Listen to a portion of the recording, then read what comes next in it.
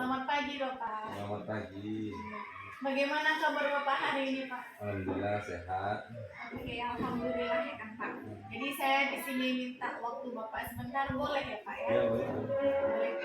Jadi di sini kan, Pak, saya ada tugas dari Pendidikan Guru Angkatan 11. Ya. Saya itu mau mewawancarai kepala sekolah, ditugaskan untuk mewawancarai kepala sekolah terkait dilema etika atau bujukan moral seperti itu, Pak.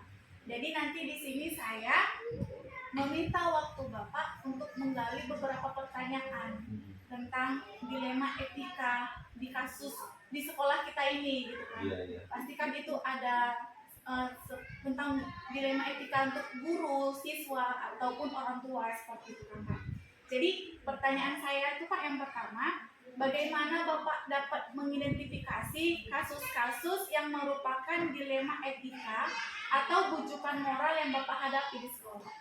Ya, kalau kasus yang ada di sekolah ini, pertama yang kita hadapi itu kita lihat dulu apa kasus yang sedang berjalan atau yang sudah berjalan, itu nanti kita sama-sama identifikasi bersama pelaku atau korban yang ikut dalam kegiatan tersebut, sehingga apapun permasalahannya itu selalu kita sama-sama diskusikan bersama warga sekolah ataupun guru sebagai pelaku pendidik di sekolah ini untuk merumuskan apa permasalahan yang sedang berjalan atau sedang ada permasalahan di sekolah ini. Ya, berarti harus kita diskusikan, Mas, seperti itu. Iya. Terus kan Bapak, bagaimana Bapak menjalankan pengambilan keputusan di sekolah Bapak, terutama untuk kasus-kasus di mana ada dua kepentingan yang sama-sama benar atau sama-sama mengandung nilai kebajikan? Ya. Langkah pertama, kita pihak sekolah akan mengidentifikasi dulu apa permasalahan etika moral tadi yang disebutkan tadi terhadap guru tersebut.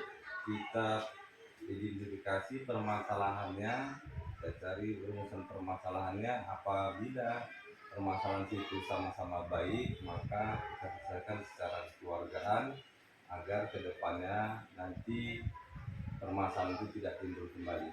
Oke, Bapak.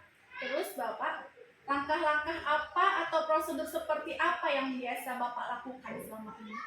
Prosedur ataupun stop di sekolah ini untuk kegiatan etika moral ini belum ada sebenarnya, tapi itu secara pendekatan individu atau kekeluargaan terhadap warga sekolah yang menjalani permasalahan etika moral tersebut. Oke, Bapak. Terus hal-hal apa saja yang selama ini Bapak anggap efektif dalam pengambilan keputusan pada kasus-kasus dilema etika? Pada kasus dilema etika ini yang perlu kita jalani, langkah yang terbaik itu menurut saya itu adalah pendekatan dan pemahaman terhadap warga sekolah yang kita bina, sehingga kita mengetahui apa penyebab kasus tersebut muncul dan bagaimana permasalahan tersebut akan diselesaikan. Pendekatan secara keluarga itulah yang mendekatkan kita kepada warga sekolah itu, saudara kita dapat menyelesaikan suatu permasalahan apapun. Oke, Bapak. Lalu apakah Bapak memiliki sebuah tatkala atau jadwal tertentu dalam sebuah penyelesaian kasus dilema etika? Apakah Bapak menyelesaikannya di tempat atau memiliki sebuah jadwal waktu untuk menyelesaikannya gitu? Bentuk atau prosedur seperti apa yang Bapak jalankan? Kalau jadwal dan prosedurnya itu tidak ada, tapi setiap timbul permasalahan tersebut harus diselesaikan pada waktu saat itu tersebut agar permasalahan itu tidak lagi merebak atau melebar kepada pihak-pihak yang lain. Maka permasalahan itu harus diselesaikan pada saat itu dengan cara kekeluargaan juga.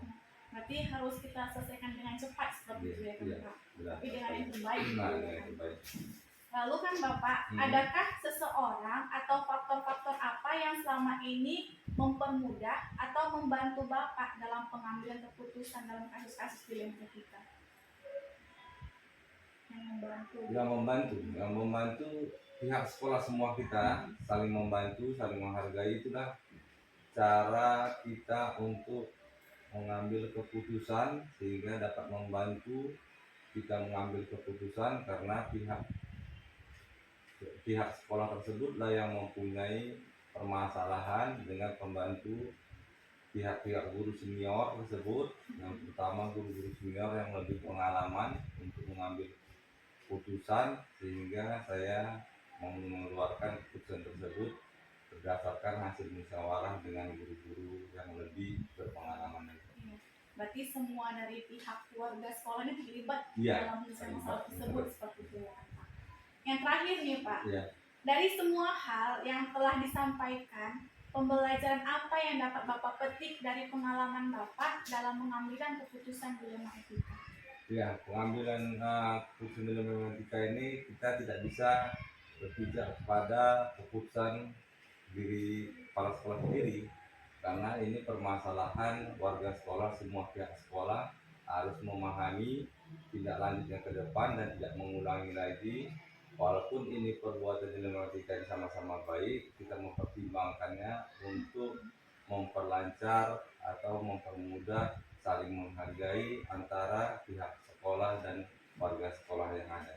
Oke Bapak, terima kasih ya Bapak atas waktunya. Ya, Jadi semoga kasus-kasus yang ada di sekolah kita ini dapat diselesaikan dengan baik. Amin ya. Oke Bapak, terima kasih. Sama-sama.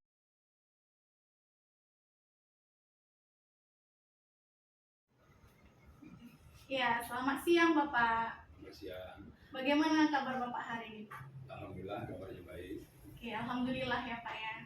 Jadi di sini saya mau minta waktu Bapak sebentar gitu kan Pak. Boleh ya Pak ya? Boleh, bisa. Oke. Jadi kan Pak, di sini saya tuh ada tugas Pak. Saya tuh ada tugas dari Pendidikan Guru Penggerak Angkatan 11. Saya Andriana Sution, saya dari SDE 024868. Saya ingin mewawancarai Bapak, Bapak Kepala Sekolah SDN 0277688 gitu kan Pak. Jadi Bapak itu pasti sudah banyak Pak, sudah banyak pengalaman, banyak dilema etika atau bujuk moral di sekolah kita ini gitu kan, maupun dari guru, dari siswa ataupun dari orang tua seperti itu kan Pak. Jadi yang mau saya tanyakan Pak, bagaimana Bapak dapat mengidentifikasi kasus-kasus yang merupakan dilema etika atau bujukan moral? Ya, baik. Jadi kalau terhadap kasus baik dilema etika maupun bujukan moral, pertama sekali saya harus mengidentifikasi, kan itu harus bisa membedakan apa itu bujukan moral, apa itu dilema etika. Jadi kalau dia kasus itu mempertentangkan baik sama baik, itu adalah dilema etika. Tapi kalau benar lawan salah, itu bujukan moral. Jadi kalau sudah kita kenal hal ini, bisa kita memutuskan dengan bijak. Oke Bapak. Jadi kan Bapak, bagaimana Bapak menjalankan pengambilan keputusan di sekolah Bapak, terutama untuk kasus-kasus di mana ada dua kepentingan yang sama-sama benar atau sama-sama mengandung nilai kebajikan. Ini berarti dilema etika seperti itu. Ya. Terhadap kasus yang dilema etika itu, saya harus memutuskan dengan berbagai pertimbangan, karena sama-sama benar kan. Iya. Jadi tidak saya putuskan serta-merta, tetapi saya mengamati dulu, kemudian mengidentifikasinya, kemudian bisa minta masukan dari teman-teman. Tidak saya putuskan sendiri. Iya, minta pendapat dari Minta orang lain pendapat dari juga orang ya lain kan juga. Pak. Oke, jadi kan Bapak, langkah-langkah atau prosedur seperti apa yang biasa Bapak lakukan? Kami tidak punya SOP khusus untuk hal yang seperti itu, tapi yang pasti kalau ada katakanlah kasus apakah itu dilema etika atau bujukan moral, kan kita tidak buru-buru menanggapinya. Kita harus tenang supaya keputusan kita tidak salah. Yang pertama tentunya sebagai pimpinan saya mencari fakta, faktanya dulu saya amati langsung. Kemudian yang kedua saya bisa aja minta masukan dari teman-teman semua. Oke, sangat luar biasa ya Bapak. Lalu kan Bapak, hal-hal apa saja yang selama ini Bapak anggap efektif dalam pengambilan keputusan pada kasus-kasus dilema etika? Pada kasus kasus-kasus dilema etika ini kita harus melakukan pendekatan yang berbeda, bukan sebagai pimpinan, bukan pendekatan profesional, tapi yang kita lakukan adalah pendekatan humanis. Memperlakukan teman itu bukan sebagai bawahan kita, tapi sebagai saudara kita katakan. Karena kalau bicara tentang dilema etika sudah pasti itu adalah unsur keterpaksaan, harus memilih salah satu. Kalau dipaksa juga nggak baik ya. Iya, tadi. Terus kan Bapak, hal-hal apa saja yang selama ini merupakan tantangan dalam mengambil keputusan pada kasus-kasus dilema etika? Ya, tantangannya saya harus memutuskan yang sama-sama benar. Jadi saya harus harus punya rasa empati lah. Rasa empati, harus berada pada posisi orang sebagai pelaku dilema etika tadi, sehingga saya bisa dengan jernih memutuskannya. Intinya pendekatan kita harus pembicaraan dari hati ke hati. Peduli. Ya, harus dari hati ke hati ya. Kita tidak bisa pendekatan aturan kan. Iya. Kalau benar salah kan aturan, sudah melanggar aturan ini ya gampang. Ini kan tidak. Teman kita itu atau bawahan kita itu atau anggota kita itu juga melakukan, sebenarnya hatinya tidak mau, tapi dia terpaksa melakukan itu. Iya Pak. Lalu Pak, apakah Bapak memiliki sebuah atau jadwal gitu kan tertentu dalam sebuah penyelesaian kasus dilema etika? Apakah Bapak langsung menyelesaikannya di tempat atau memiliki sebuah jadwal untuk menyelesaikannya? Bentuk atau prosedur seperti apa yang Bapak jalankan? Jadwal tidak ada, tetapi kalau ada kasus, ada laporan, kita harus pelajari dulu. Namun tak memperhatikan jangan sampai kasus ini menimbulkan kasus lain lagi. Jadi artinya tetap juga segera kita atasi. Caranya adalah ya kita cari dulu secara faktual. Itu kemudian kita mencari informasi tambahan lain sehingga kita tidak mengambil keputusan yang salah. Iya, jadi kita nggak bisa tergesa-gesa, Iya, buru-buru ya kan Pak. Tapi juga diperhatikan jangan Iya. sampai kasus ini melebar kemana-mana. Kan? Oke, Pak. Jadi adakah seseorang atau faktor-faktor apa yang selama ini mempermudah atau membantu Bapak dalam pengambilan keputusan dalam kasus-kasus dilema etika? Sebenarnya menyelesaikan kasus itu kan berdasarkan pengalaman. Itu guru yang terbaik bagi kita adalah pengalaman. Kemudian teman yang kita katakan kalau istilah sekarang kan satu frekuensi dengan kita. Jadi kalau ada kasus kita bicarakan, apalagi di kasusnya di dilema etika sudah pasti bukan benar salah, kita minta pertimbangan sehingga memang pertimbangan yang kita jadikan dasar menjadi sebuah keputusan adalah keputusan yang paling rendah risikonya. Iya Bapak. Ini pertanyaan terakhir nih ya Pak. Dari semua hal yang telah Bapak sampaikan, pembelajaran apa yang dapat Bapak petik dari pengalaman Bapak mengambil keputusan dilema etika?